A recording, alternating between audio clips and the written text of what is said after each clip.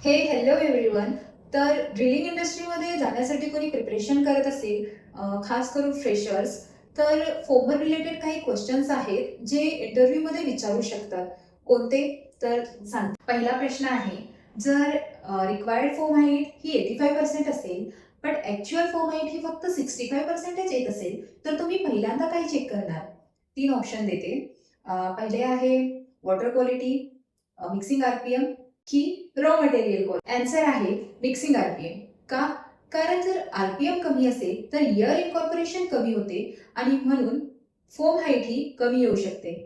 दुसरा प्रश्न आहे, जर रिक्वायर्ड हाफ लाईफ ही 8 मिनिटं असेल, पण ॲक्चुअल हाफ लाईफ ही फक्त 3 किंवा 4 मिनिटं येत असेल, तर त्या कंडिशनमध्ये तुम्ही पहिल्यांदा काय चेक करणार? याचे सुद्धा 3 ऑप्शन्स देते. पहिला ऑप्शन आहे सर्फॅक्टंट कॉन्सन्ट्रेशन, दुसरा आहे वॉटर क्वालिटी, तिसरा आहे मिक्सिंग टाइम. तर ऑप्शन आहे सर्फॅक्टंट कॉन्सन्ट्रेशन. का?